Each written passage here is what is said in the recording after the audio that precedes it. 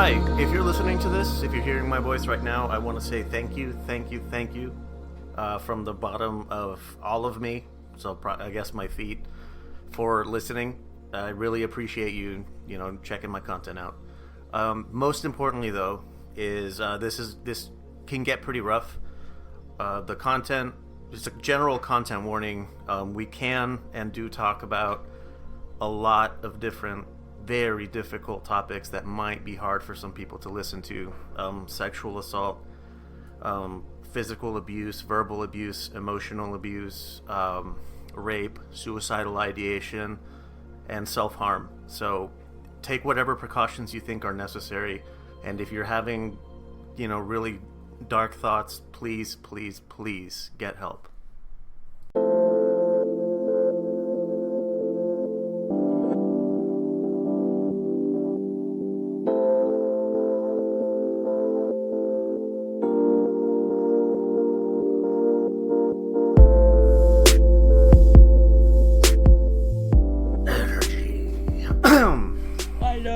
Woke up like 2 hours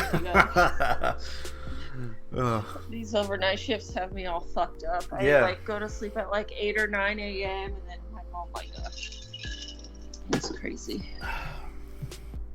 Man. All right.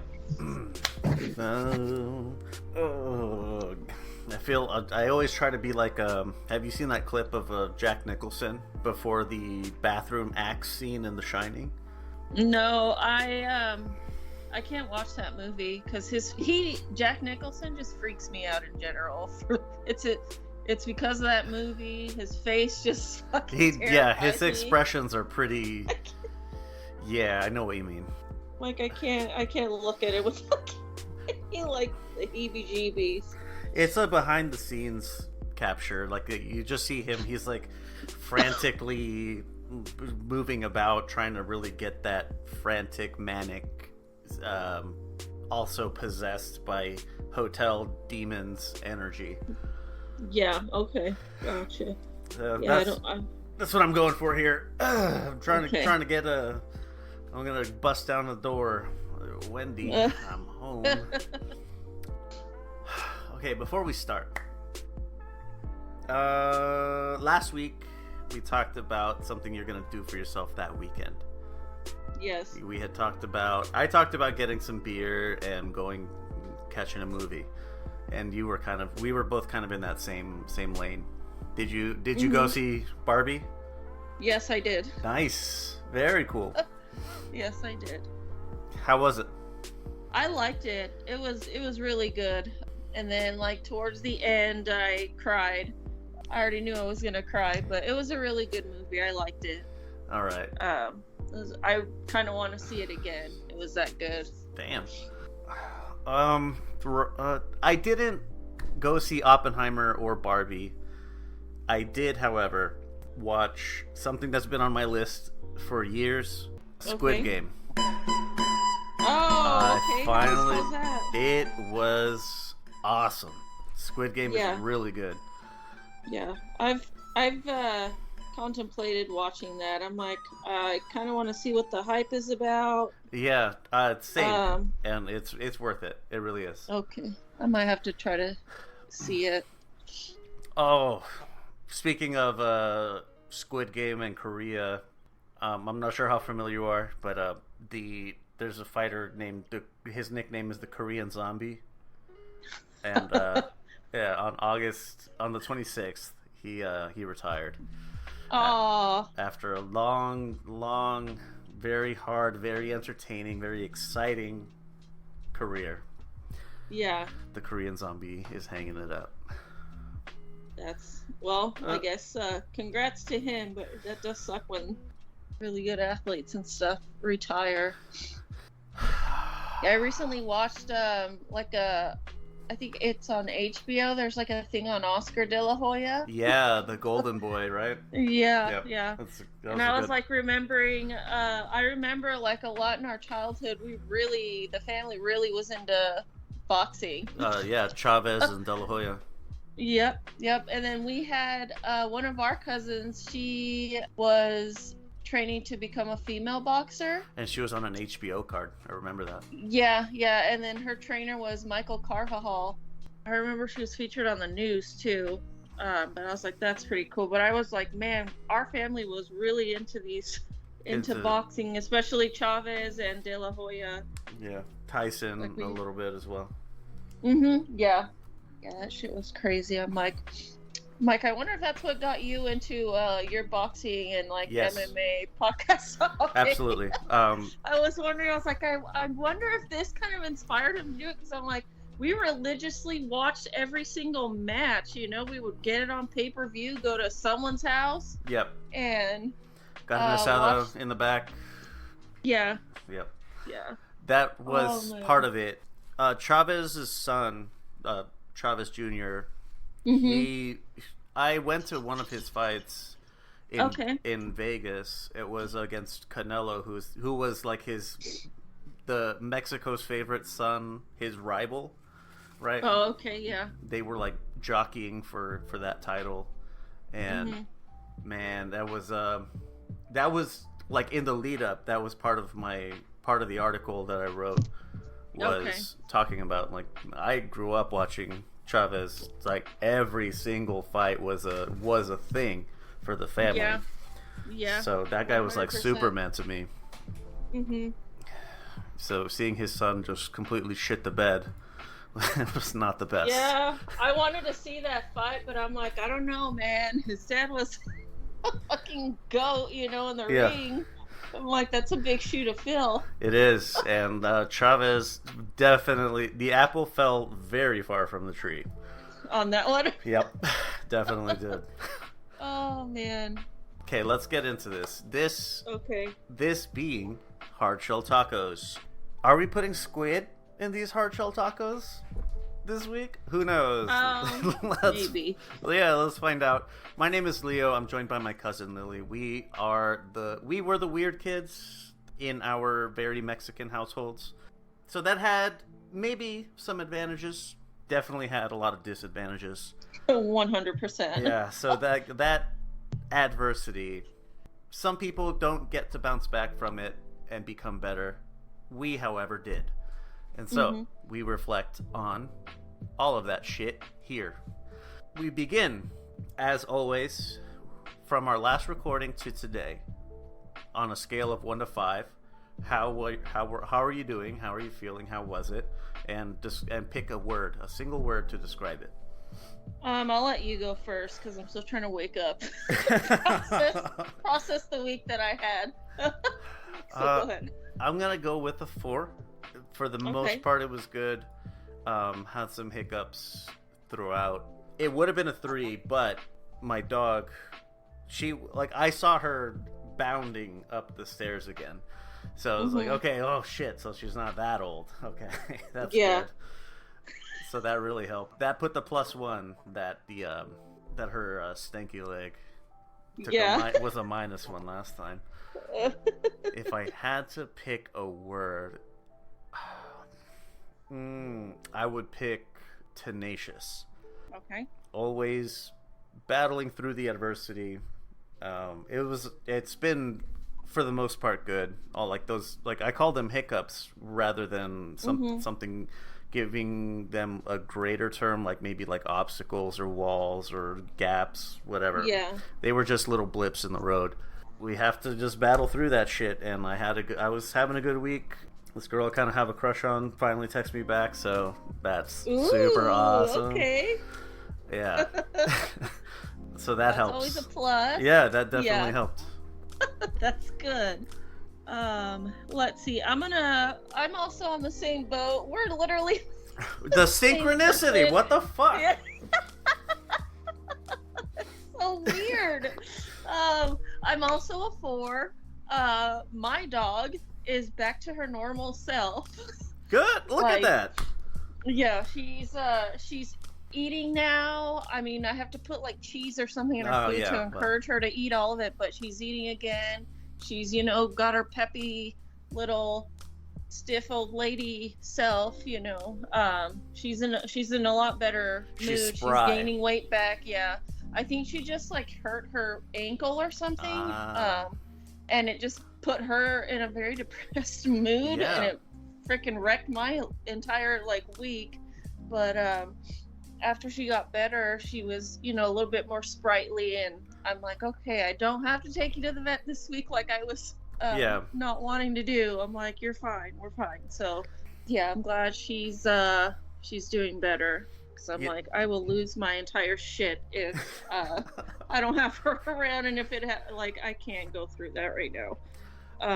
I gave my dog. I had a steak not too long ago, and it was had a bone, and I Okay. typically give Maggie the bone, and I think she might have eaten a piece of it, so she had a shank, and that might be why she was all, not feeling her best.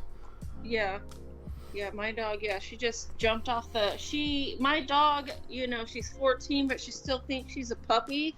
So she like jumps on the couch, and then she like launches herself off the couch. And the one time she did that, she like fell flat on her, back legs and hurt herself.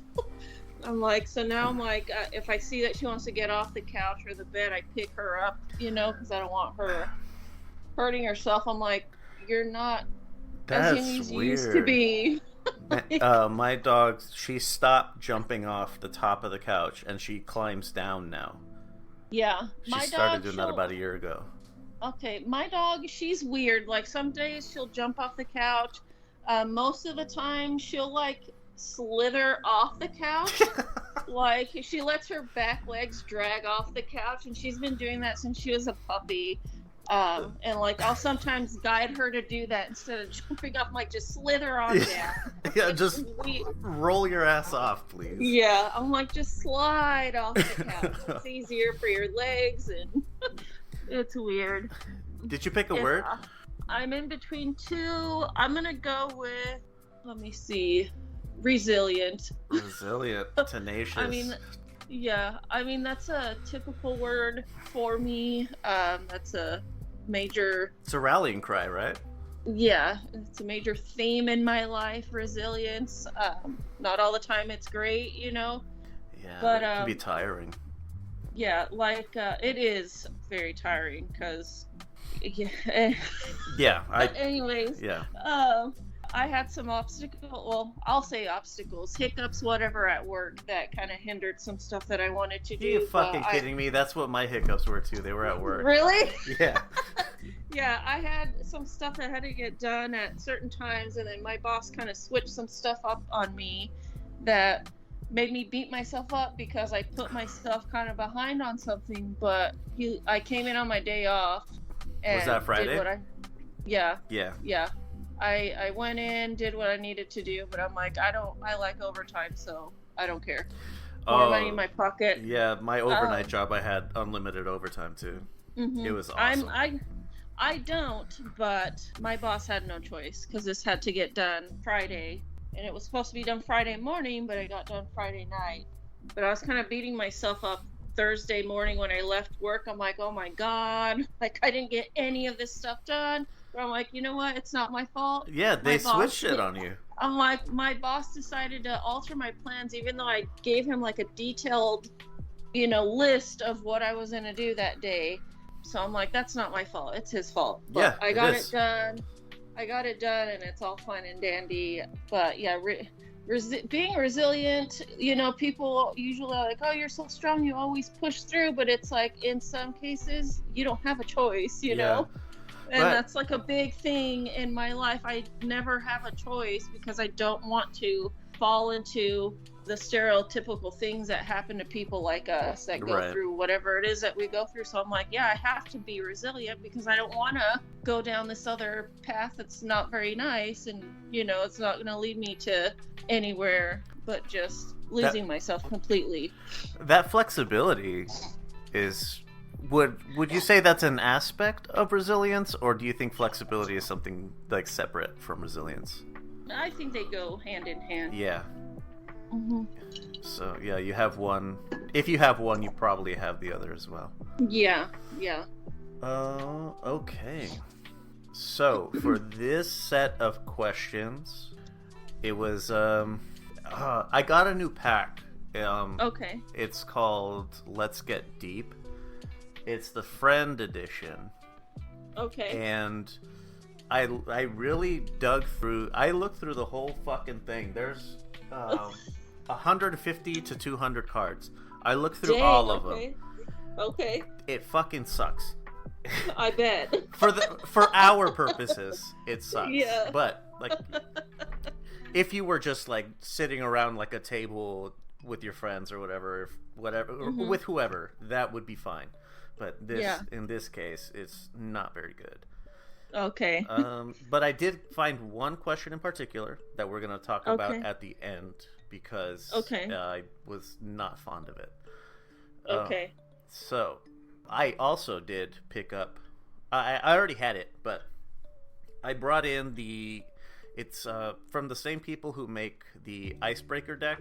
It's called the date deck. So it's supposed to be for couples.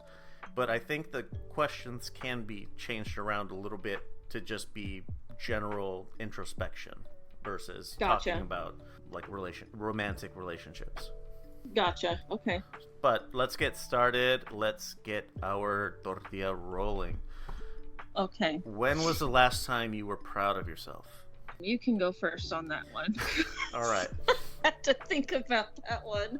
So the last time I was proud of myself, I have to preface this with the time before that I was proud of myself. I was working that overnight job. It was with a certain paternal IT company that you may go about if you follow there. Yes. So I was working there. That was unlimited overtime, so I was making really good money there.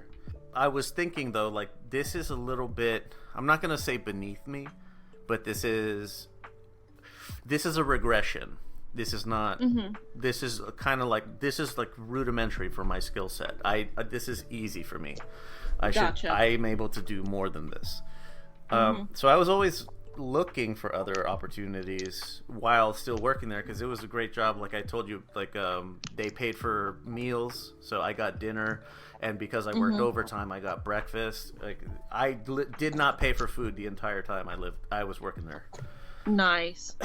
So I was doing that, and I get a call from a state agency, an Arizona state agency, and they offered me, I'm not trying to flex, I'm not trying to brag, that's not what I'm trying to do. They offered me $140K a year. Dang, okay. So I was like, holy fuck, is that what I'm worth? That's what I'm worth. Holy shit. Okay. I was there for about a year. I ended up, I was asked to leave, I'll say. Okay. But after that, which is what leads me to the last time I was proud of myself. So I was that was just before Christmas. So that fucking sucked. Because nobody's doing anything around that time. So I was just kind of stuck at home, like, okay, well, I'll take this time. I'll just, the same old shit that I always bitch that I don't have time for, I'll get it done right now. Awesome. Yeah. So that's what I did. And then I want to say about the middle of January, I got 2 offers. One was from a medical firm where I'm at now. The other was from a bank, which it's the largest credit union in Arizona. Okay. So it's a really big bank.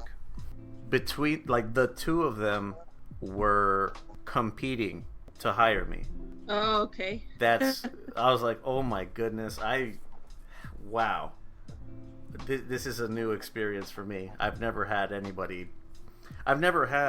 a situation where a business or an organization, whatever, is actively working for me to pick them. It's never happened until then. And I went with the medical firm, and it wasn't as much as a state agency, but that doesn't really matter. It was more of the having some really high level organizations actively working to recruit me. Yeah, that's pretty awesome. Yeah. I'm still trying to think on mine, but I think I have one that's kind of recent-ish. The last time I was proud of myself, I'm still trying to go back and forth on which one because there's two that are very important. I'll probably say both of these two because Yeah, I gave you both. somewhat I hand gave in two. hand. Okay. The last time I was proud of myself was back in 2008 when I moved out here to Texas by myself. I knew nobody, Yeah. and I kind of felt very free when I did that because I'm like, now I get to be myself. I saved up my own money. My parents did help me move out here, but I transferred my job within a day of letting them know I wanted to transfer. I got my job out here within a 10-minute phone call. They're Jesus. all like, all right. Yeah. And then it took me 3 months to get everything set up because I just thought of it on a whim, It was either here or San Francisco, but in San Francisco it's really expensive. Oh my God, a friend of mine lives in San Francisco, and he tells me about it often. It's not fun. Yeah, I would have had because I had a friend out there who had a flat with roommates, but I would have been living with all men. So I don't. One second. You said flat? Yeah. Oh man, are you drinking tea at the moment? Yes. Okay. Flat, whatever. Did you put all the stuff in the boot of the car? The boot of your lorry, excuse me. So there was that, but then I had a couple friends out here in Texas, and every time I came out here, I never wanted to leave. So I was like, you know what, I'm gonna just choose this state right here. Yeah. So I went into my HR, and I'm like, hey, I need a transfer because I'm leaving. I also went through it was I guess my first kind of serious relationship, and it went downhill. I was backstabbed by all these people I thought I was friends, and I was in a really dark place, and I just could not be around all of that anymore. So I decided one day I'm gonna move to Texas. So yeah, I went to HR. I'm like, hey, I need to transfer my job. Can you see if there's anything out here? They sent out an email, and within a couple minutes we got a response from one. I did a quick phone interview. They're like, yep, you're hired. We'll transfer you out to this store. 10 minutes. Man, corporate life. Yeah, and then I told the family, a lot of them weren't happy. But I'm like, I don't want to be here anymore. I'm no longer happy, and I can't be here. Here, I'm leaving, so here's a photo of my butthole. You can kiss it as I actually leave. So, fuck all y'all. So I saved up, all my money in 3 months, got my apartment, got everything packed up. My parents drove me out here, and they stayed with me for a couple days. I got furniture and all this stuff, and I started my job the following week after I moved. So I was really proud of that because I had no one out here, and I still don't have anyone out here, But you stood up for yourself, and you decided you're going to leave. Yeah, you chose yourself. Yeah. Exactly. Yeah. And then another time where I was proud of myself, where I also chose myself, was when I left a very abusive, narcissistic 10-year relationship. I just had enough. Wow. You had talked about that briefly a few weeks ago.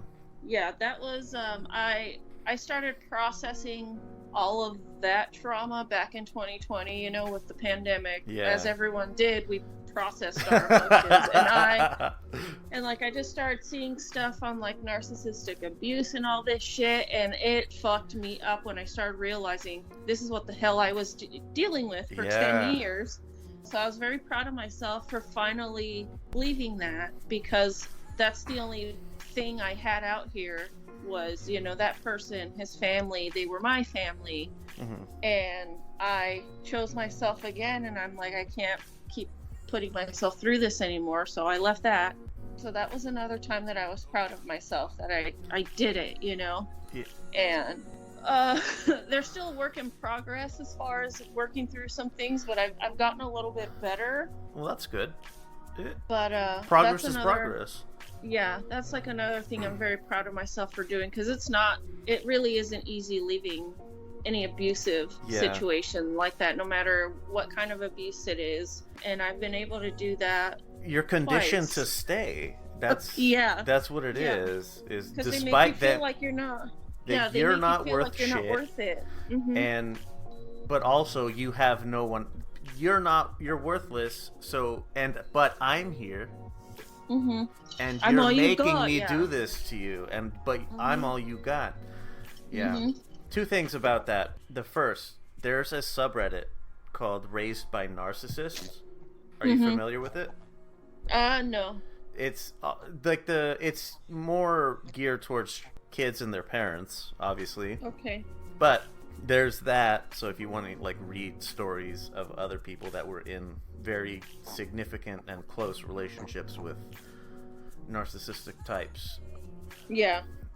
That shit's like that was a mind fuck for me, let me tell you, when I started realizing all this shit. And then like it made me realize like our childhood too. It wasn't really my parents, it's one specific family member who is a oh no. I have a lot of thoughts on this one, but I can't ever address it because I guess I don't fucking get it. I would like to hear more. Offline. Yeah, I'm like, I don't get it, but there's a lot of stuff that I now see, through a different lens that no one else sees, but is one of the biggest manipulators and narcissists in our family, and also talked a lot of shit about me as well. Emotional and verbal, not physical. Correct. And I got a lot of conditional love from oh my lord. But yeah, that's not something I can bring up to anyone because I will literally get shit on by everyone. Yeah. Including Yeah, I understand. I know who you know who I'm talking about. Yes, I do. So that's why I want to hear more, because I'm of the opposite mind. Like I am still seeing. So I want to know what the whole story is. And then one of our considered is the same way.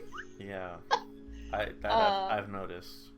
One of the ones I've tried to speak to a while back about stuff that to me as a kid and gaslit the fuck out of me. Like, we're okay here and there, Your brother, right? Yes. Yeah. And I stay with her because I can kind of be a little bit calmer at her house and under the same roof as my mom. Well, for sure. But she still does some stuff. She's the one who was asking me, like, I need examples of when you did this, when I did, and I'm like, we're not doing that shit. Yeah, that's narcissistic. Yeah. If you don't have examples, then you're full of shit. So it's like, it's hard to confront people like that. So that's why I'm like, I can't have certain conversations with people, and I have to put on that mask, because it's just never going to end well for me. Right. But I do feel at some point I need to just cut all these people off, but because I have such a caring heart, that's something that I also need to just separate myself, is just all of those people, It's something so as far as not the first one that you mentioned, like I said specifically, like I want to hear more because I don't know all that, but I would like to know. The second one, I am familiar. I don't have as much info as you do, but I have my own experiences that correlate with yours. So there's that. Like, I have my ammunition loaded. I'm ready to rock whenever. Yeah. It's gonna come. Like, it's gonna happen eventually. Yeah. But once it does, like, I'm fucking ready to rock. Like, I'm not holding back. Yeah, just know, like, you'll be blocked, and that's you'll fine. Be made to be the victim, because that happened to me at one point. Like, I got blocked and all this stuff, and that's fine. I blocked. Yeah. Do you think that is not? It's not gonna face you. No, that ain't shit, man. Like, I've cut out bigger relationships. Yeah, I will be fine. Okay. Yeah. I'm like, I need to do the same. I need to stop seeing the good in people regardless, because that gets me into a lot of trouble. I am still the same way.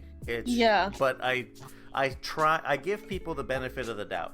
It's just like when patterns start showing themselves, that's when I'm like, okay, maybe I shouldn't. Yeah, now I'm starting to kind of lean into that some more, but it's just that's a habit I need to break, is seeing the good in people, no matter what, because there are shitty people. There are. And they're not going to change, and the only thing that I think is, as being a guy who's come out of the other side of all of this stuff, the cynicism is something that I try to avoid. Yeah. Because cynicism is a defense mechanism. Because if you just expect everybody's out for their own best interest, then you're never going to really trust anybody or trust their intentions. Which, it's not wrong to have a healthy dose of skepticism. There's nothing wrong with that. But for me, trying to see the good in people is greater. My desire to see good in them is greater than my desire to find their ulterior motives, if that makes sense. Yeah, same. I kind of go in between both. Yeah, I understand. I really do. Yeah. How did this come from? Yeah, we really went off the fucking rails. Proud of yourself for moving. Proud of yourself for ending the 10-year relationship with a narcissist. All these tangents, man. I'm sorry. This is what ADHD is, folks. No. Enough of that shit. This is what this is for. That's what we're here for. My abuser was a narcissist, and so it played out exactly as I expected. I told people what happened.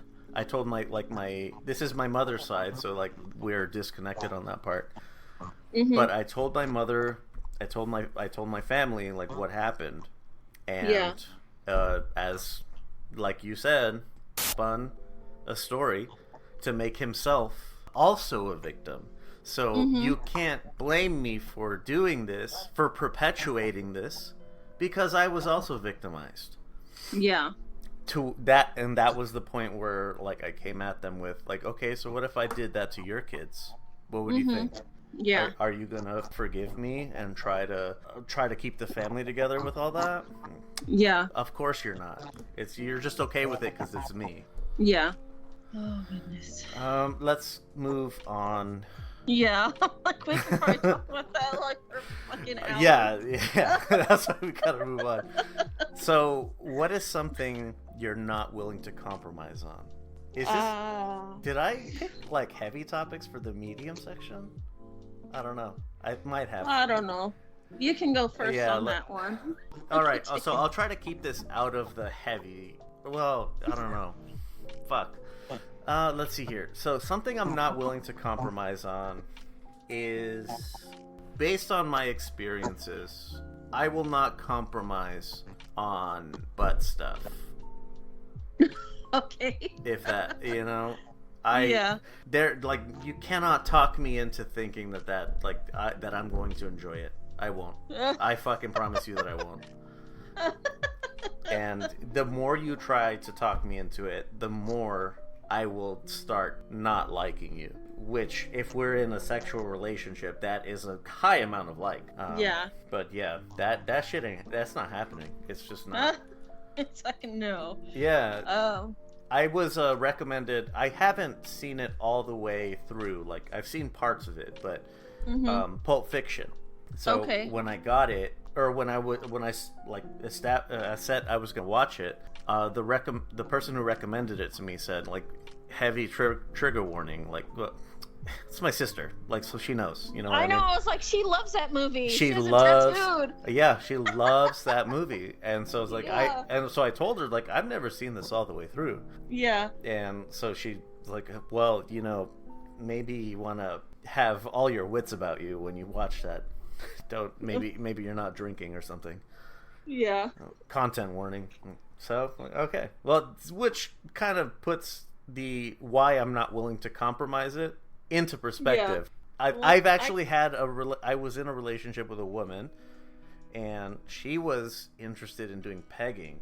And, yeah, and I tried to explain no. I don't want to do that.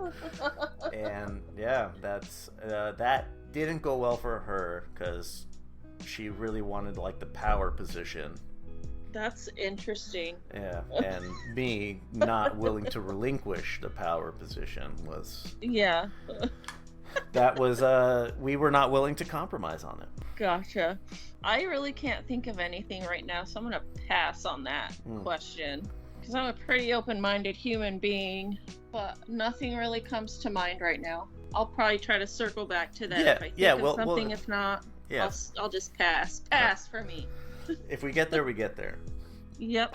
But as we head into the heavy section, this is where you are going first, because I just went first on all of those. Oh wait, no, this is not the heavy section. Excuse me. What is something you actually want advice about? Something that I actually want advice about? Mine would just be on how to deal with my triggers better, you know, because that's one of the biggest struggles that I have, is that I still get very triggered very easily. I would just like advice as to, you know, what things I could do, or, you know, stuff like that, to not let it get to me that bad when I do experience a triggering moment. That's it. Okay. Mine is a recurring theme here. What I would like advice about is, what am I doing that is pushing people away? Pushing potential friends. Like, I make acquaintances really easily, but what is keeping that from developing further? What am I doing? Like, I don't want to assume anything negative about other people.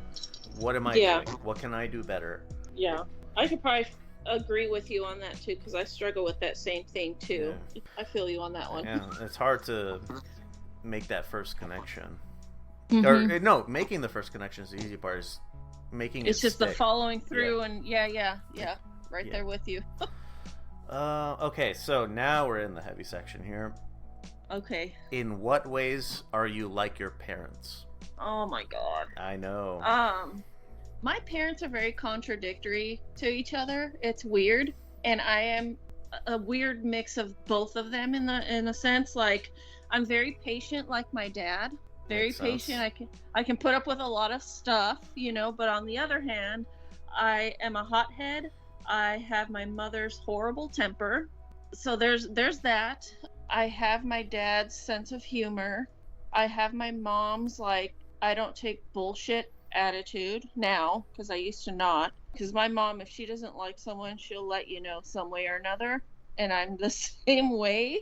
I have my mother, you know, is also resilient because of what she's had to go through, so in turn I also have that, but it's also her fault. Yeah, it's she gave it to you by she beat it into you, like, not figuratively. Yeah. I have my dad's love of, you know, gardening and, you know, all of that nature. Agriculture. I have that same love as that with him. I'm a weird mix of both of my parents. It's weird, but my dad likes to think that every good part of me is all from him. All right, Dad.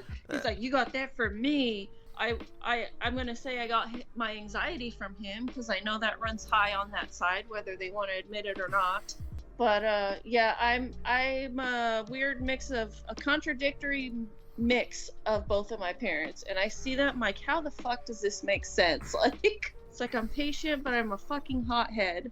I'll go from 0 to 100 real quick. I have that in common with you, being a patient hothead. Like, my mother is more mild-mannered, and my father is very much like your mother. They were the same, right. So I have that same temper. I've been able to shed the temper part of it. So, but for the longest time, I was the same, the cool hothead, or the hot cool head. Yeah. Whatever. I do have, because both of my parents still have like a childlike, you know, thing within them, spirit. So I have that. But I think every adult is like that. We still have a little childlike spirit in there. Yeah. But I have my dad's sense of humor, for sure. I have his wit. I have my mom, believe it or not, is a very charming human being. No, it's not strange, because my father was like that too. I am a very charming human being as well. So I got that from I'm like, I think I got that from both of my parents. Wit and charm that's a fucking killer right there. Yeah, it's interesting. Yeah. But yeah, I'm just a contradiction of both my parents rolled into one human being. That's all I can really describe myself as. I'm like, if you know who my parents are, I am just mash them together personality wise, and you got me right here. Once you say it like that, it just makes perfect sense. Like, yeah, of course, yeah, that's exactly what it is. I'm like, I have my dad's looks. But yeah, I'm just a contradictory mix of both. That's just how I'm gonna sum it up. It's weird. I don't like it sometimes because I'm like, what? I don't understand myself sometimes. I'm like, how am I like this? But I'm also like this. They're complete opposites. Well, one thing that makes sense, because I was, like I said, for a long time, I was the very patient but also hot-tempered person. So like it's to a point where you can tolerate a lot of bullshit, but then once you reach your limit, you fucking explode. Yeah. So that's the way that it always was for me. Yeah, same. So I lacked a proper communication skills to really. Well, it's because we weren't allowed to really communicate our feelings. That's why we were both like shut down, because our feelings didn't fucking matter. Yeah. And I mean, they still don't in my case, you know. I don't know if they do or don't. I don't really care. Yeah, I'm like, whatever. But now, like, I actually stand up for myself now. I guess that's something I'm going to go back to. I'm proud of myself. I stand up for myself. Well, if I don't like something... You did that when you left. When you moved to Texas, you did that. Yeah. It's like I call it out sometimes, you know. Well, that's good. And, like, at work, everyone at work knows, like, do not... Like, I will call you out if I see something, you know, that's not right. Even if you're my boss, the president of the United States, I'm like, I won't let anyone fucking talk to me a certain way anymore. So. Yeah, I know what you mean. Let me give some ways here. A positive thing, I am musically inclined, like my father was. I'm going to say that too. Yeah, same. But yeah, that's something I really... Yeah, I'm happy about that. I'm happy I inherited that on like both sides. And now I'm really tapping into it, you know, with all my little beats here and there, which are now available on Spotify and iTunes. Slowly but surely, I'm getting them all up there. In what other ways am I like my parents? So something that I noticed about my mother is a lot of times people like to try to play like the ultimatum game, like if you don't do this, I'm leaving, or if you do this, I'm leaving, whatever. I react the same way she does. Like, okay then, bye. Like, I don't give a shit. Yeah. I'm going to do X, Y, or Z if that's what I want to do. If you don't want to go along with that, there's the door. Nobody asked you to walk in, and nobody's gonna stop you from walking out. You're either going along with what I'm doing or fuck off. I don't really care. Yeah. So I suppose that's a positive thing. Positive trait that I got from her. Oh, now, on the contrary, what behavior did your parents have that you have made a point to avoid? Being abusive. That's what I wanted to say specifically aside from the very obvious abusive type of stuff. A behavior that temper, right? You're trying to avoid the temper.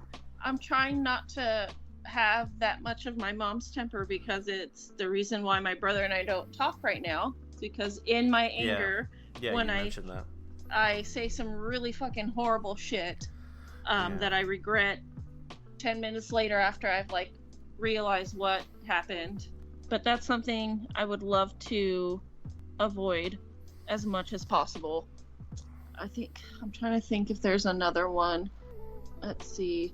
My mom kind of lets people, I guess, push her around in a way. Like, she does everything right. You're right. My mom, she does everything for her, to the point where my parents' marriage revolves around and her wants, like, everything. That's something that I'll probably tell you a lot of this shit offline, but my mom, I guess I see her as like a pushover because she does everything for her, Yeah. And it's in a way like my mom is also still being abused in a way. So it's like that whole cycle has continued, and it's still continuing with her and myself. And my mom just does whatever tells her to do, So I was kind of like that, but now I'm like, I'm going to do whatever I want to do. I don't care. I'm okay saying no to people now. And that's something my mom still can't really do, is say no. So you're not a people pleaser?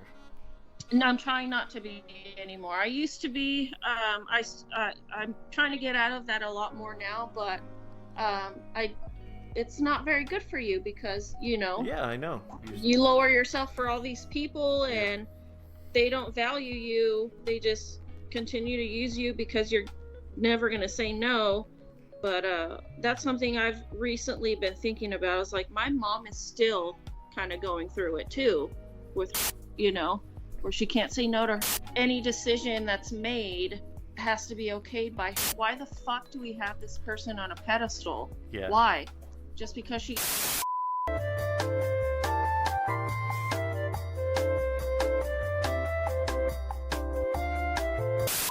Yeah, I do. And I've been thinking about that lately. I'm like, how is it? And it's just weird. The whole dynamic of our family has always revolved around that person. And like anything she did was great. We're put at the fucking pedestal. If you were not like them or whatever, you were a piece of shit. Like my brother and I were lumped at the very low totem pole because of our parents. I guess just because my mom doesn't have a high school education, my dad, didn't get a fucking college diploma. My brother and I were considered to be pieces of shit and wouldn't amount to anything. But we are my brother was the first one to get his college diploma. He's very successful and all this shit. Aren't really doing all that great for themselves. And I've just been thinking lately, I'm like, it's so weird how everyone caters to them. I'm like, that is the biggest narcissist of the family right there. And everything fucking revolves around. I remember last year when I went out there for my birthday, my parents asked me like, where do I want to eat? And I chose a place, and then of course she started complaining. So I'm like, you know what, let her pick, because ultimately she's gonna get her way. But I'm still seeing that my mom, I think she's still kind of under some kind of abuse or She's something. under a spell, kind of. Yeah, and it's just so fucking weird. And I'm like, my parents' whole marriage has revolved around her, I noticed. Because they've always been there to help and all this stuff. And I get it, we help each other, we're family, but I'm like, my parents haven't really been able to fully embrace their marriage because there's a that they have to fucking revolve their life around, and it's disgusting. I don't like that. And my mom, I just wish she would choose herself for once too. Yeah. And like, I know I say a lot of bad shit about my mom, but she's still your mom.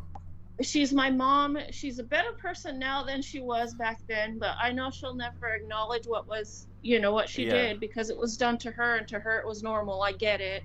I realize the why of why she's like that. But I still like looking outside of all of that, and I think being separated from them and living outwards, I get to see, outside of what we're actually in with that family.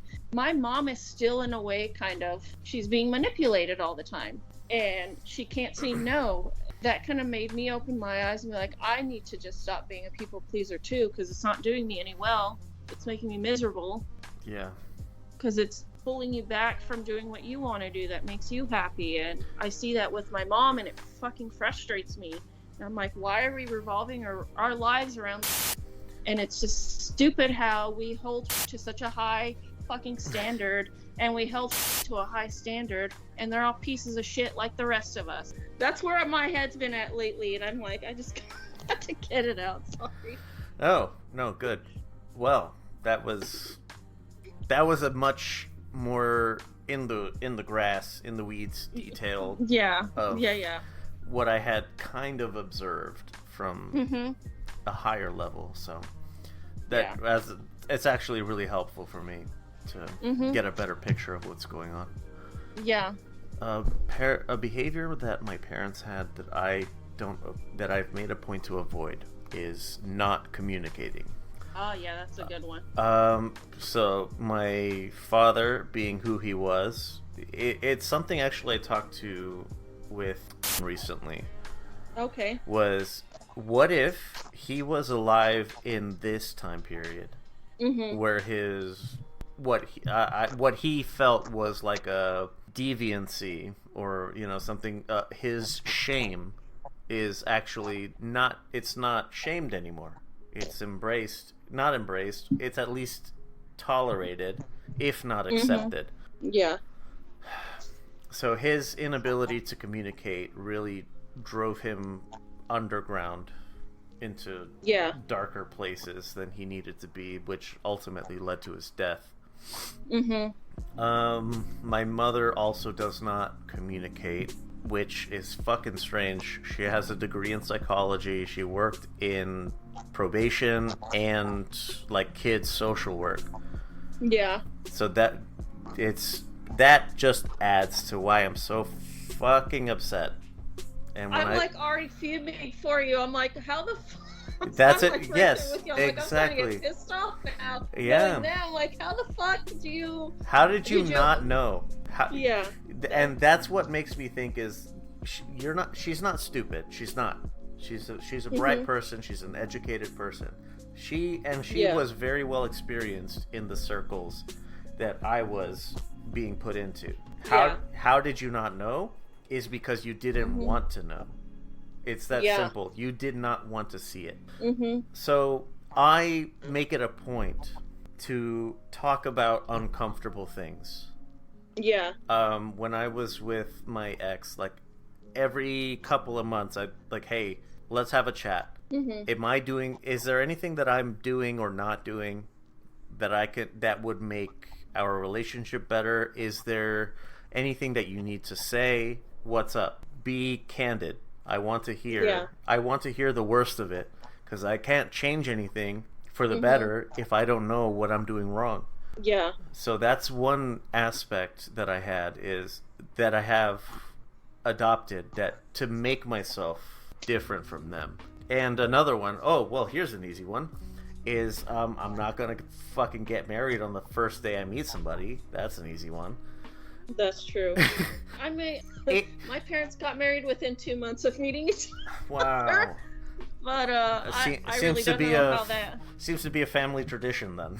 I guess, man. But I'm like, they somehow are still together. Yeah. There's times where I'm like, how are you still together? Because my mom was she was very verbally abusive to my dad. I'm like, she's how a the difficult fuck do you put up woman. with this? Yeah. My mom is very hard to handle, and I guess my dad, he likes when my mom's in a bad mood. He's like, I like it when she's mad, and I'm like, well, you fucking egg her on half the time now, because you like it. So I'm like, that's on you then. Hey, that might be his kink. Who knows? Maybe, I don't know, but I'm like, that's fucking weird. But yeah, they got married like 2 months after meeting each other. Damn. Let's see, December it'll be 39 years that they've been together, What and the I'm like, what the fuck, right? What? I'm my parents didn't even make it 10.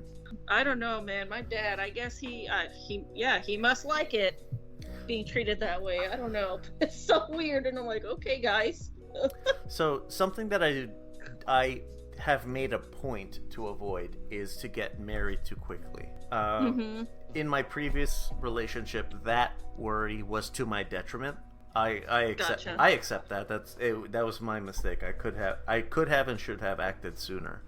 The things were right. The ingredients were right. But now, as I'm getting older, I'm 34.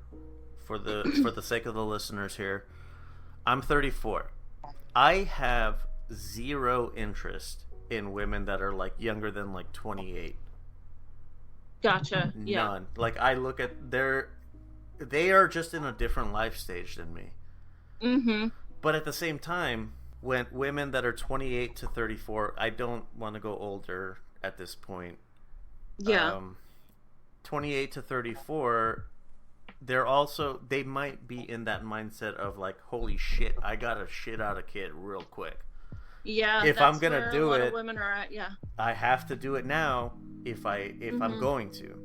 So that's a little bit of the conundrum that I'm dealing with is like I don't want to date girls. I want to date women. Yeah. People who know, who have grown, they're evolved, they have a career, they have hobbies, they have friends, they have a life. Yeah. I'm not trying to be a fucking safety net for someone to figure that out. Yeah, that's true.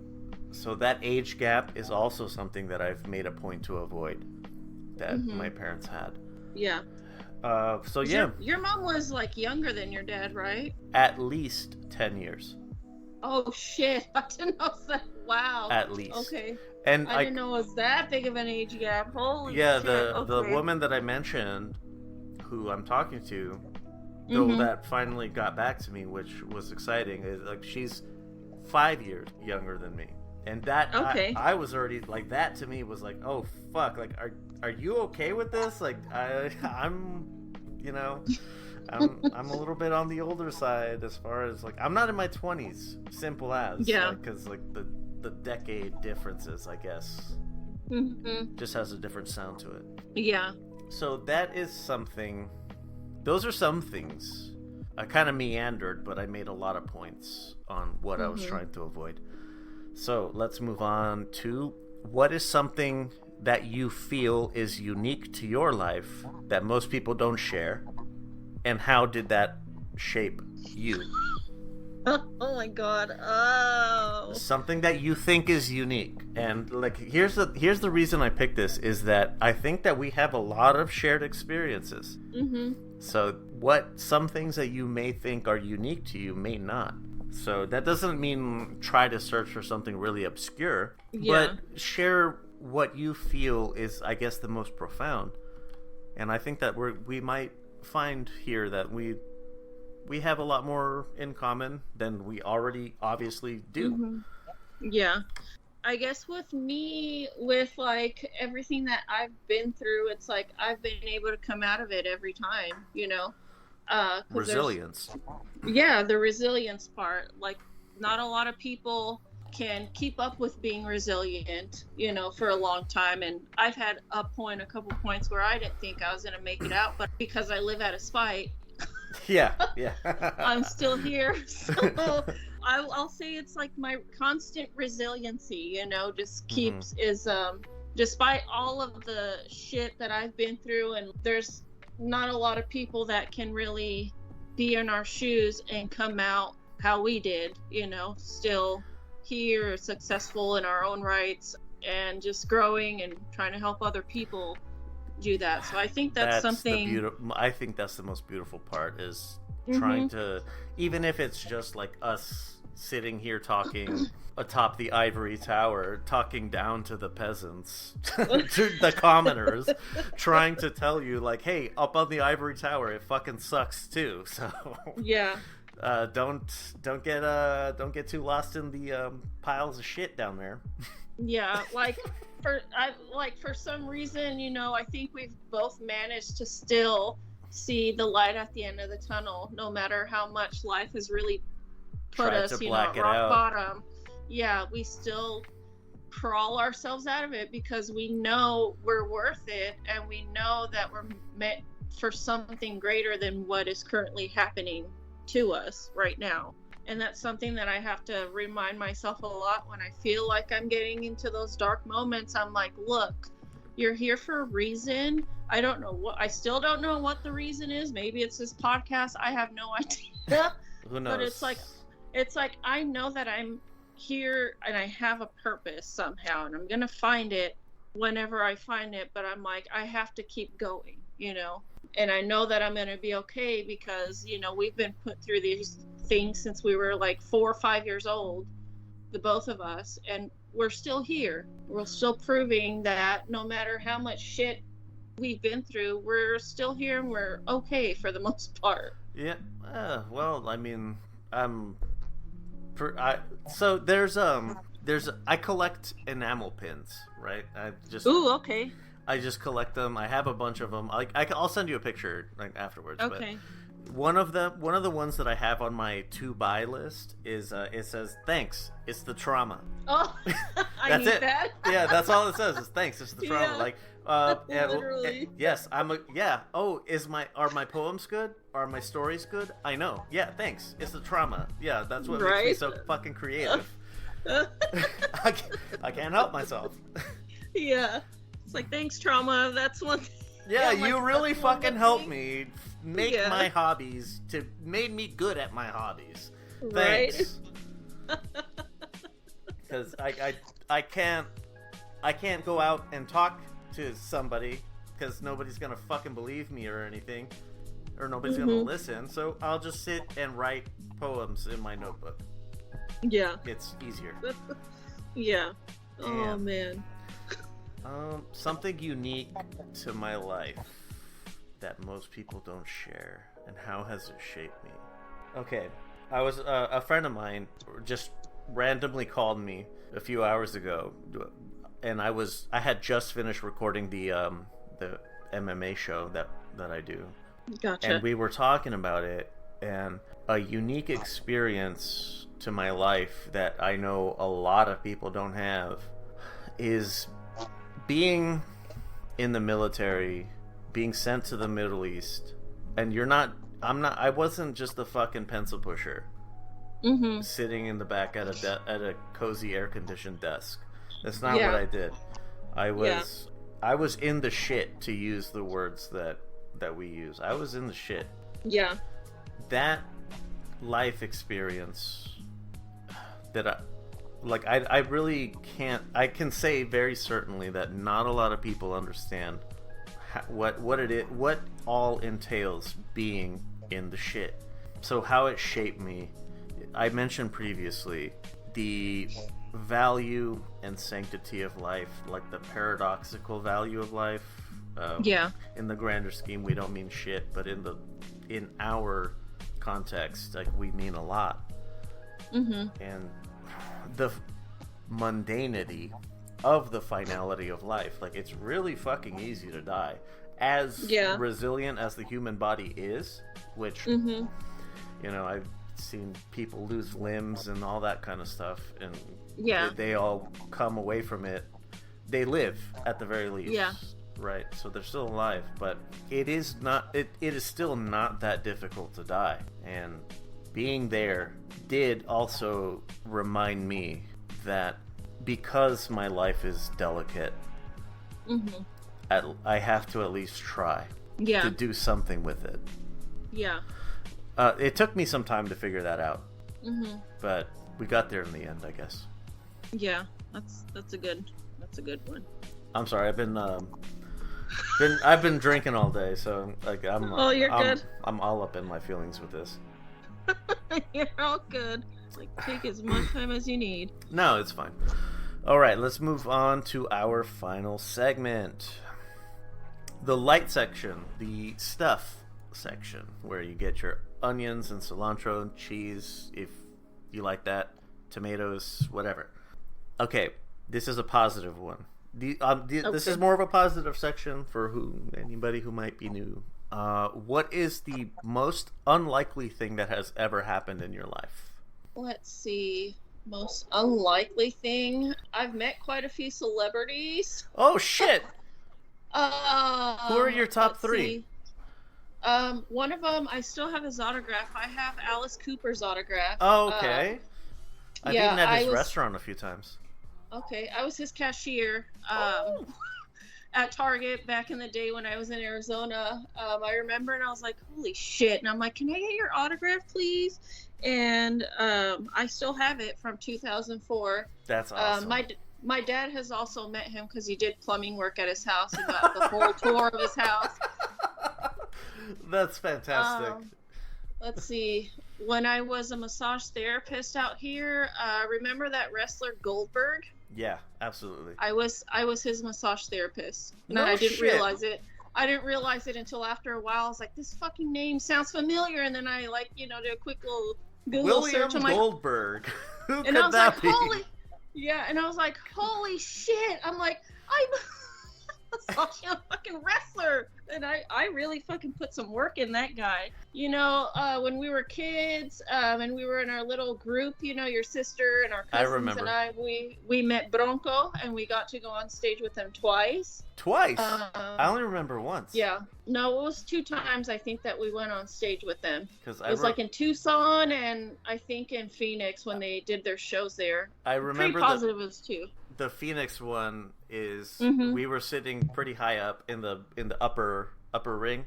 Yeah. And you guys went up for that one. Yeah. And then I was sitting next to Bravo.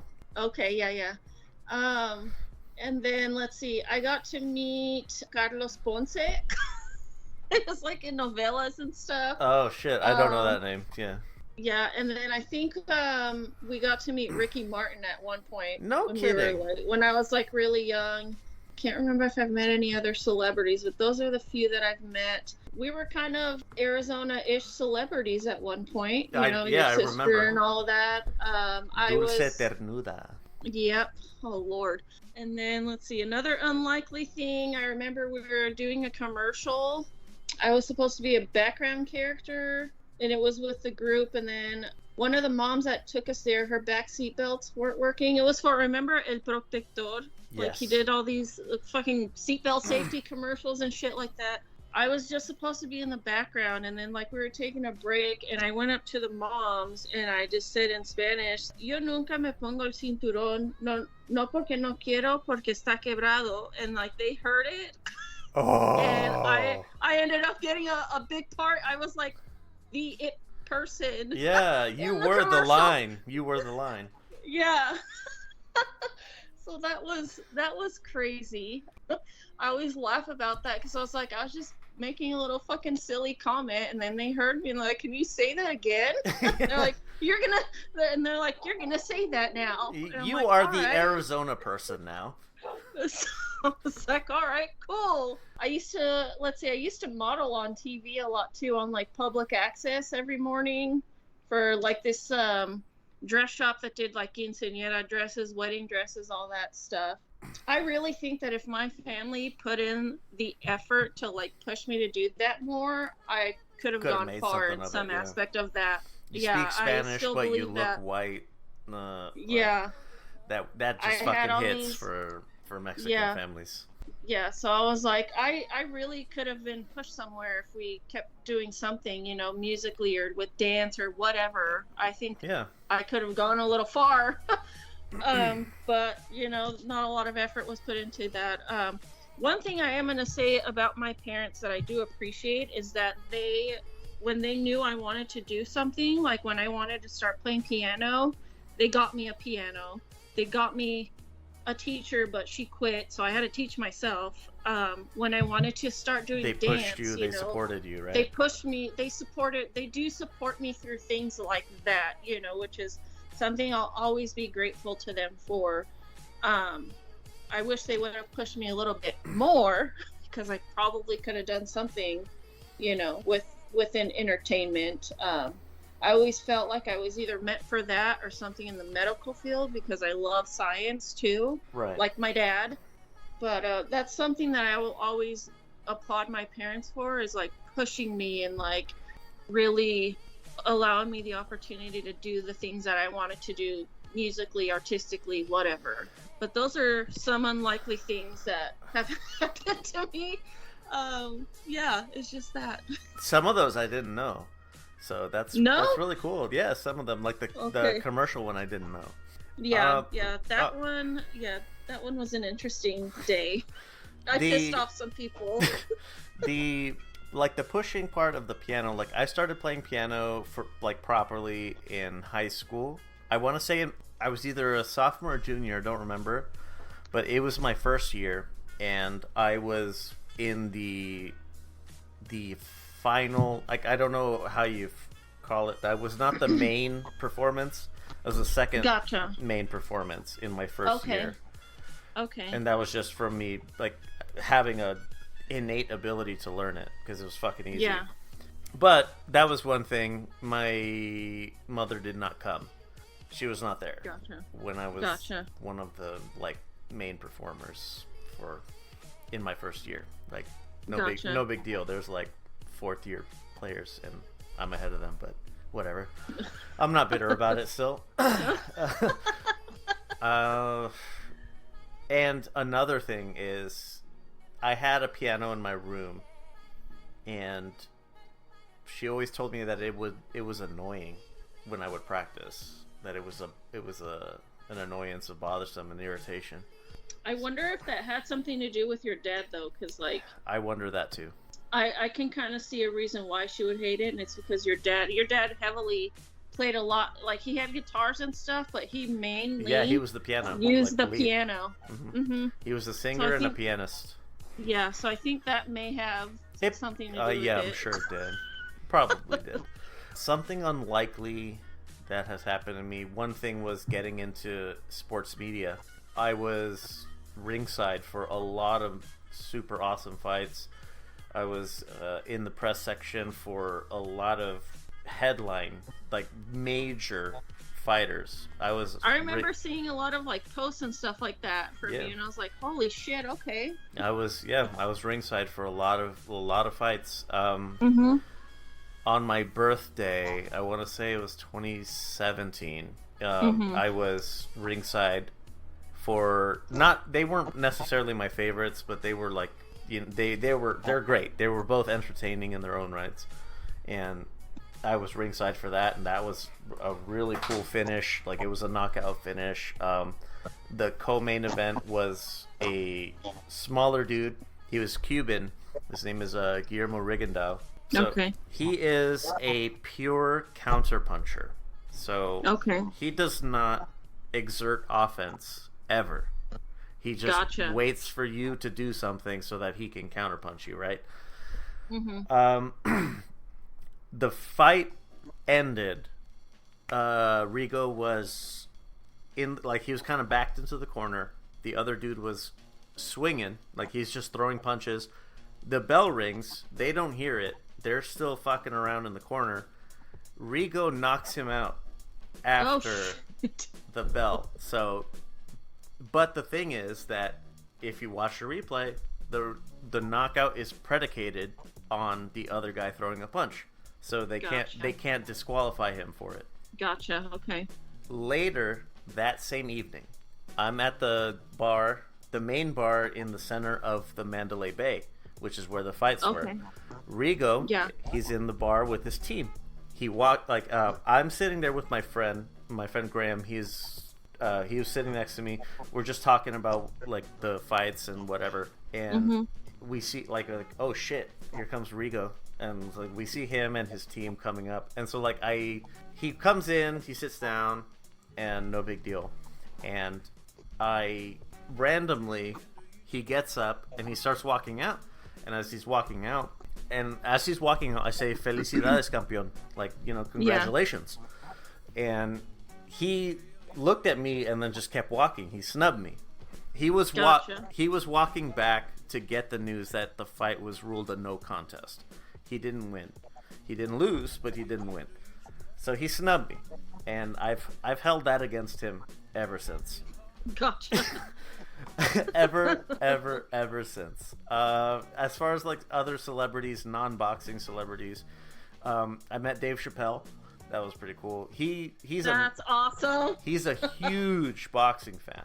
So I was talking about earlier about the Canelo Chavez fight. He was there.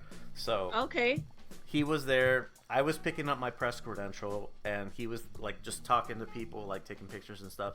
And I didn't want to fanboy as much as I wanted to. I didn't. Dang. I refused. I would have. I was like, man, I can't do that. I gotta try to seem like a professional here. So I was just like, hey Dave, love your work, and I fist bumped and walked away. Nice. So at least I let him know, like, Dave, you're fucking dope, dude. Keep doing it. That's awesome. That's really cool. I'm trying to think. I got to talk to very briefly, like it was the after section of last podcast on the left where they were doing a live show. Okay, yeah. And so like the VIP section gets to stay for a Q&A. And I got to talk to Ben Kissel for a little bit. Nice. So that was cool. as far as celebrities. That's cool. Yeah. Oh, right. What's the coolest thing you've ever done? I'll start this one. But the coolest thing I ever did, after I came home from Afghanistan, I got sent to the capacity that I was in Afghanistan it was relatively new for the Marine Corps, right? So the Army has had that.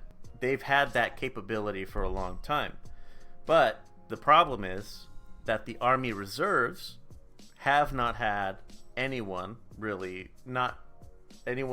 deployed to Afghanistan. So they sent me to teach the course for the Army. That's not the cool part. The cool part is that there's a Navy detachment on that base. It's a helicopter detachment. Okay. So they wanted to do some training flights, and so they were asking like, is there anybody on base that can help us? Like, infantry is preferred. I was not infantry, but anybody with combat experience is preferred. Okay, well, that's me. And I didn't recommend myself. I was recommended to go do it.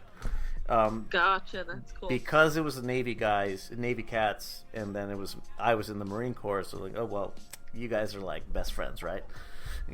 I don't know about all that, but whatever. So I get in their helicopter, and the training flights that they wanted to do, I was going to be the machine gunner out of the door of the helicopter as the pilot learned how to control the plane to keep it steady so that I can shoot at the target. Oh my gosh, that sounds awesome. That was it was scary but awesome. It was fucking amazing. There was so like in the training course they have like cars and like piles of barrels that represent like a bunker or something, whatever. Gotcha. So they have targets there, and so like I'm shooting at the targets, and I'm like, don't mean to brag, but I'm pretty good. So the pilot was able to get like a good handle on how to control the helicopter while I was focused on a target. That's pretty cool. That is by far the coolest thing I've ever done in my entire life. That sounds really fucking awesome. That's pretty cool. Mine would just be the time that we got to perform on stage with Bronco. Like, they were fucking massive at the time too. Yeah, they were. And they brought us all out. And we performed one of their songs like with them on stage. That was like that was really fucking. I don't remember much of it, but I know it was fucking great. Yeah, that's an amazing. Thousands of people. A full arena.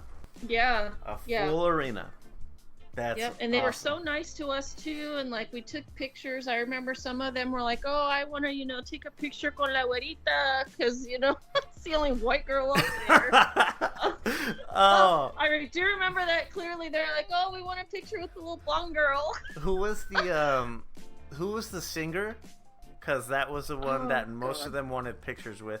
I remember for some reason that I don't know why I remember it, but you saying that you wanted a picture with Ramiro.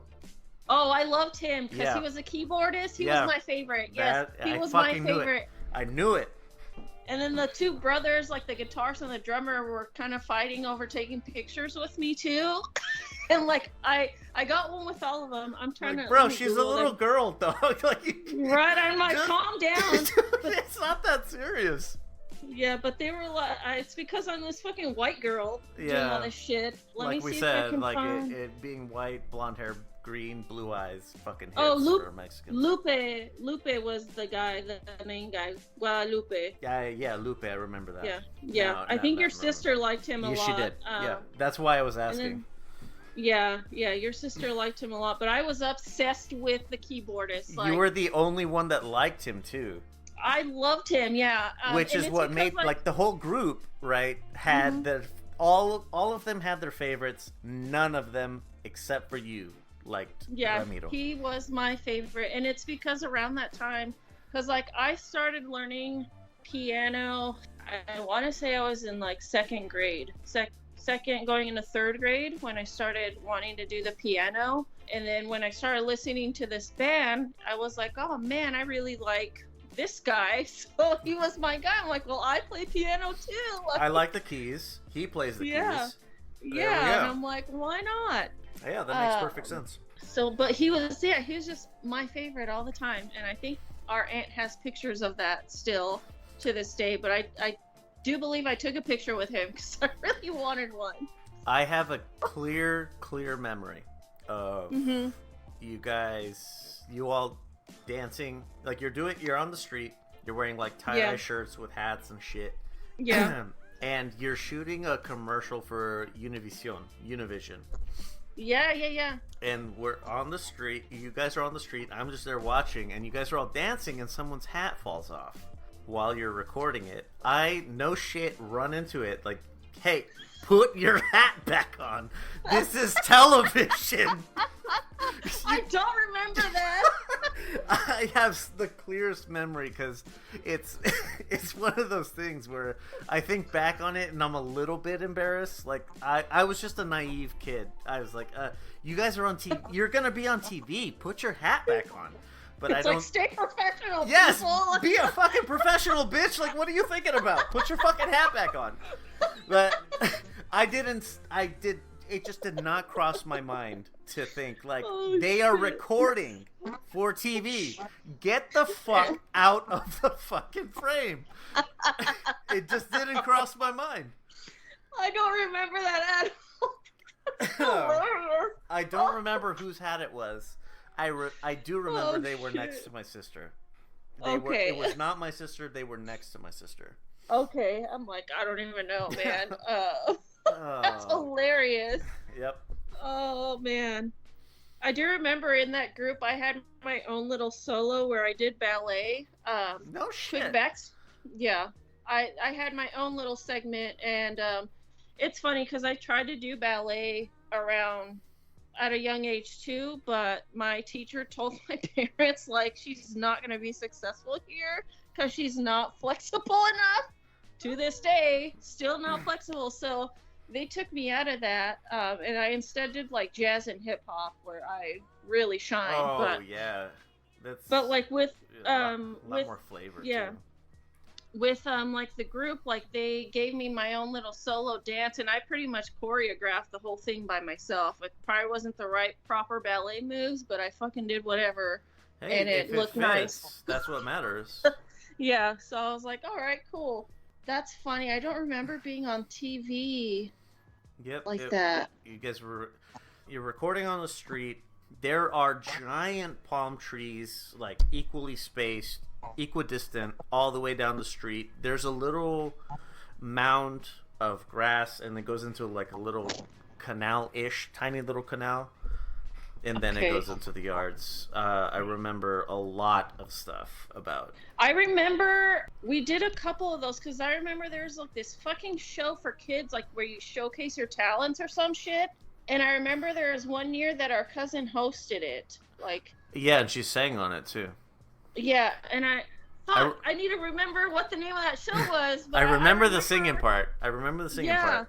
Yeah, and then I remember we did one of the Bronco songs on one of them, but I don't remember the one you're talking about, but damn it, I need to remember what the name of that fucking show was, because it's going to get on my nerves, but okay, now I know that's probably what we were recording for, was that show. Yeah, I expect it was. God dang it. Okay, I need to figure out the name of it, because it's going to bother me until I find what it is. While you look that up, I'm going to get into our last question of the light section, is what is something you look forward to every day? I work from home, so I don't really have that whole get home, crack a beer, and sit back on the couch and watch the fucking whoever play. I don't really have that because I could just watch them play whenever the fuck I want. And I can also just crack a beer whenever the fuck I want as well. Let me see. Fucking... I'm like, for me, let's see. What was the question? What is something you look forward to every day? Yes, a daily thing that you look forward to. I guess being alive. Oh boy, that's Not really. No. You really Something I look dug forward down to. to the bottom for that one. Something I look forward to every day is just spending time with, all my animals, doing whatever I want to do, especially on a day off like today. Yeah, I guess just waking up at life, I guess, being Yeah, alive. you look forward to life in the morning. So to give an opposite-ish answer, I look forward to going to sleep. Now, the reason is not just because I'm tired. Like, fuck, at this age, you're always tired. But I invested, and they're expensive. So, like, I got a weighted blanket. Ooh, I've been wanting to try one of those. I have one of those. I finally figured out what I need in my eye mask to help me sleep is just light pressure on my eyes. Okay. So I have that, my weighted blanket. I'm one of those types that I need sound in the background to sleep. So Same. The fan is not enough. I play movies, TV shows, audiobooks, and when I say audiobooks, I mean Harry Potter. That's pretty much it. It has to be something that I'm familiar with. Yeah. Because if it's not, then I want to listen. I want to know what's happening. Yeah. So, but like the Harry Potter books, I've heard them dozens upon dozens of times. So Futurama, Community, Family Guy, South Park. I'm like that with Friends. Like I have to have that on. If when that's I go to sleep. your comfort show. Yeah. Community is another one that I really like. It's Always Sunny in Philadelphia is another comfort show. Oh man, I don't even know what season I left off on that show. They're at 16 now, so I know. I'm trying to remember. I need to go back and see like where the fuck did I leave off because this show is great. It is. It's fantastic. Fucking weird ass people. Yeah, that's what's so good about it. It's like they're all fucking assholes, and that's what makes them so great. Yeah, I love shows with assholes like that. I tried to get into Community, but I'm like, I don't like it. It's network TV, so they can't be as big of assholes. Yeah, same with like Parks and Rec. I couldn't get into that. Parks and Rec is enjoyable, but yeah, it's lighthearted. It's too lighthearted for me. Like The Office is another one I'll watch all the time, and like Seinfeld, because they're all fucking the same. I like those personality types in a TV show. The assholes. Yeah. You have insomnia too, right? Yeah, I usually stay up pretty late. Yeah, same. How long have you had the weighted blanket for? It's been a few years. I want to say 2021 or 2022. Okay. December of that time frame. Gotcha. I might look into that. It's good. It's good. Yeah. I recommend it. I hear it helps with like anxiety too, that extra pressure. So I'm like, maybe that's what I need. Yeah, you're sleeping in a hug is the way that they describe it. Gotcha. And then you said you had a weighted eye mask? Yes. I'm trying to see if that would work for me. It's they're the ones that I have, it's actually pretty cheap because they're just sweatbands for like exercise. So okay. So I just pull it down over my eyes and that's all it is. Okay. I might look into the weighted blanket thing because I think that's what I need because like sometimes I'll let the dog sleep up here with me and my middle child, his name is Zeus. He's my little mutt boy, but he's a big boy, but I like his weight on me. So he'll lay on my side or even if I'm like on the couch or something, I like putting him on my lap because like his weight feels comforting. I don't know, like keeps me chill. My cats are small, but when they lay up against me, I like that too. And same with my dog when she she doesn't get on the bed as much as I invite her. She doesn't want to, but when like I'm on the couch and she lays up next to me. Yeah, she like likes my that. cat Weasley. My cat Weasley likes to like slam his body on me. Yes. When he's sleeping on the bed next to me, and his weight his weight feels annoying to me, even though he's a small ass cat. You get on my nerves a little bit because I like push him off. But my dog Zeus, like out of all the 3 dogs that I have, like his weight is comforting to me. I'm like, this feels nice. And he's like the most calm, I think, out of all my animals. That might have something to do with it. He's like my anxiety dog. I'm his emotional support human, you know, because he gets anxiety with like rain and thunder. So do I. Oh yeah. And then like if there's fireworks, you know, he only, you know, wants to be near me. So I'm like, we're our anxiety helpers. But I like Thunder Buddies. His weight. From Ted. Thunder Buddies. Yeah. So I might need to look into these weighted blankets. I've been like curious about them, but I've heard like mixed reviews. You know, like some people say it made their anxiety worse. I don't know about that. Yeah. A friend of mine, Graham, the one that was in the Mandalay Bay with me, he had like when I got one, and I had it for like almost a week, and then I mentioned it in our little like boxing friends group chat. It's like, hey, I got a weighted blanket, and then Graham was the first one. Was like, I fucking love my weighted blanket. Okay. Yeah. So. Yeah, I might have to look into that because that sounds heavenly. And like my sound machine is a fan. I have to have a fan, but it's also because I hate being hot. That like too.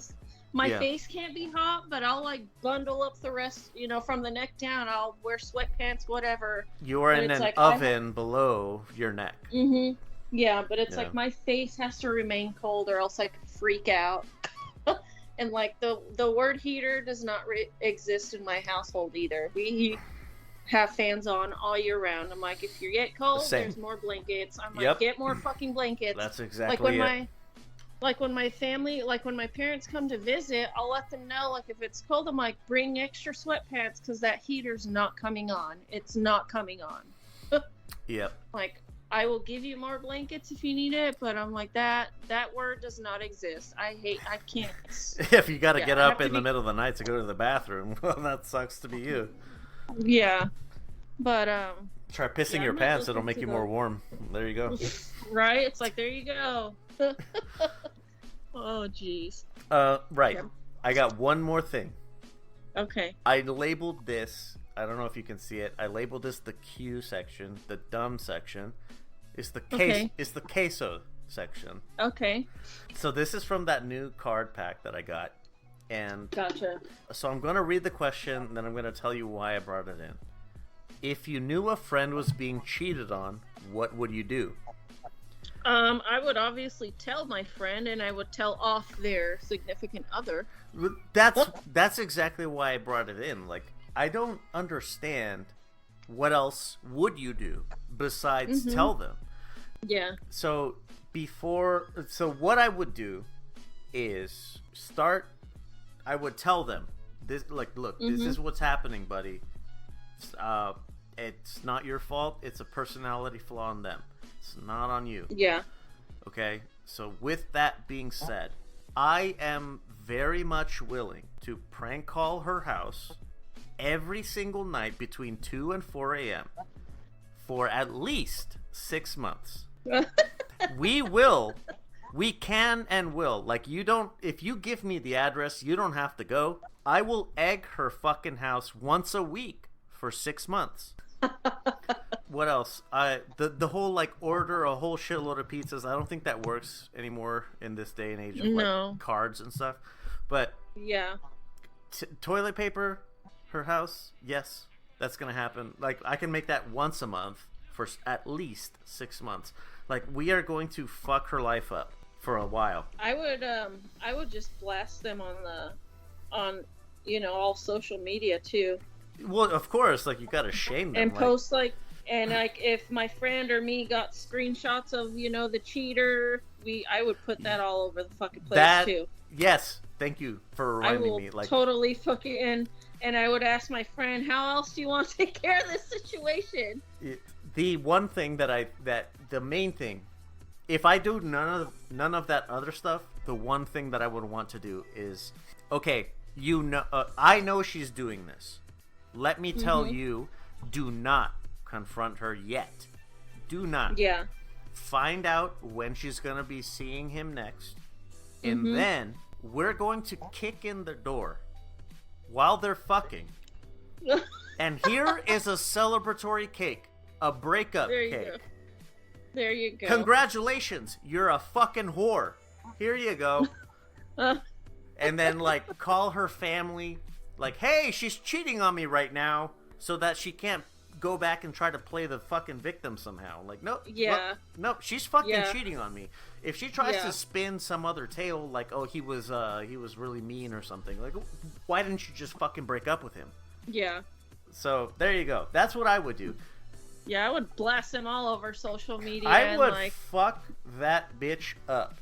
I would do the same, like, as much as possible. And if it's a homegirl and her dude is cheating on her, like, I will fucking poop on his doorstep. What do you want me to do? I will fuck his life up. I will make right his at dawn life for you. I will make his life fucking miserable. Yeah, I would do that. Because that's what you mean to me. Mm-hmm. He's hurting you, I'm going to hurt him. She's hurting you, I'm going to hurt her. That's what's going to happen. Not physically. Legal disclaimer, I'm not going to actually attack anybody. Just, unless maybe I throw an egg at them. But, so, now, I want to do devil's advocate with this. Okay. If you knew a friend was being cheated on, why would you not tell them? Is there a reason? Can you think of a reason why you would not tell them? Well, it's happened to me where I've had people cheating on me. My ex cheated on me quite a bit, but I caught it every time. But his friends, just still backed him up. Like, I know some people won't get involved because it's none of their business. They'd be like, oh, let them figure it out. Or, oh, maybe it's like a one-time thing is what people will think. They won't do it again. Some people might not do it because they think their friend deserves it, because I don't know. There's a whole other reasons why. Or because they're probably trying to, maybe they want to fucking, like, get with your man or your girl, your own friends, and, like, they're okay with it, Maybe they're the ones that are involved in the cheating. They're the one that your friends, like, my friend's girlfriend or boyfriend is cheating on them with me. Mm-hmm. So I just don't tell them. Yeah. That's very surreptitious and horrible. I've had that happen to me too. So that was one thing that I did think of, is you try to tell your friend and they think you're just trying to get with their partner. Yeah. To which, or like, you don't know them that well. That I would say exactly that. I would just, like, hey man, I don't know you that well. I'm not trying to imply anything, but something is fishy between you and your person. Something's up right there. I don't know you that well. I don't know him that well. So I can't say for sure, but you should maybe look into that. Again, outside observer. I'm not trying to mess anything up for you. Just look into it. Something to think about. As far as me wanting to take your partner, and, like, if your partner is cheating on you, I have zero desire to ever interact with that person. Because if they're cheating on my friend, they're gonna cheat on me. Cheat on you. Yeah, exactly. I don't want to. No, I don't know. Do you? The adage amongst the dudes, that the straight dudes, is don't put your dick in crazy.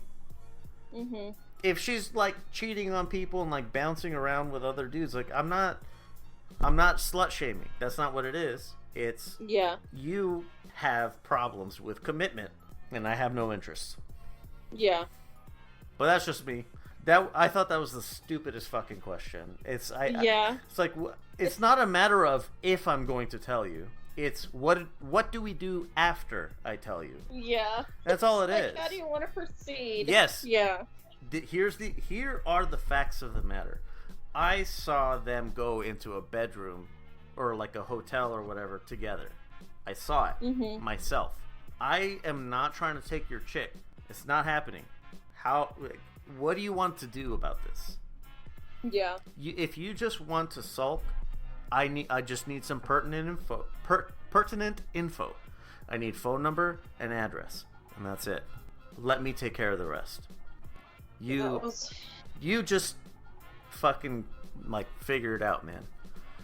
Whatever, like figure out like your feelings, like your internal struggle with someone being unfaithful to you, while I will make her unfaithful to living. Jesus. That had darker implications than I meant it to. Yes. Well, with all that, I think we are on our way out here. Holy fuck balls. Yes. We're at like 2 hours. Yeah, we are. I was like, oh dang, man. It's all these tangents I go off on, I'm telling you. It's fine. It's fine. I'm going to leave all that shit in. Place. Yeah, do it. I'm leaving it all in. It's a long episode. So, on our outro here, we got socials and contacts. So, if you go to lvxmedia.net, in the outro it says lvxentertainment.net. Both of them work. Go there. Go to the Hard Shell Tacos page. There's an email button. And then there's a phone button. So you can either call and leave a message if you're a fucking boomer like me, apparently. Or you can text. You can text that exact same number. Give us your thoughts. Tell us what you think. If you have opinions or if you want to tell your own stories. Questions, yeah. Yeah, if you want to tell your own stories about the questions we had, or you have questions that you want to hear us talk about, that would be fantastic. I would love if you did.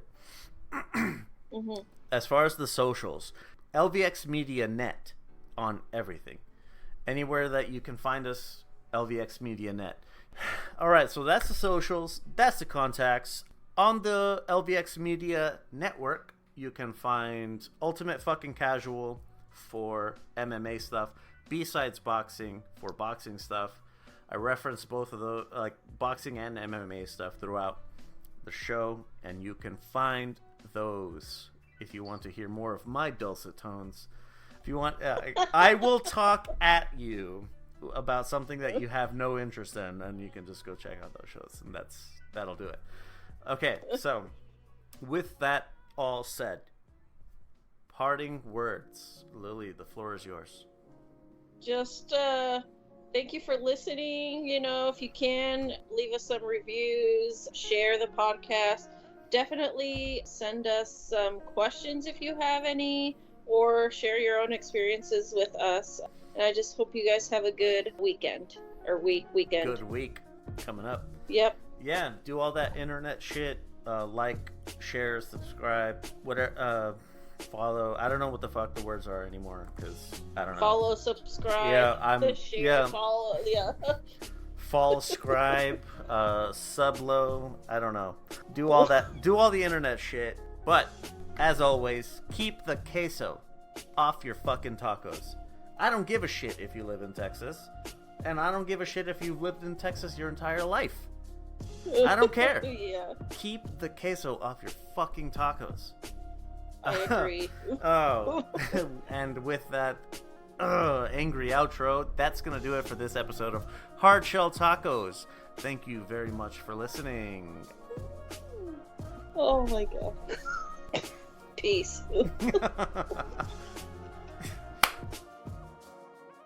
Thanks for listening to this episode of our podcast. If you have any questions or comments on what was discussed, or have a topic you'd like to hear on the podcast, you can leave a message on our unattended phone line at 833-589-7637.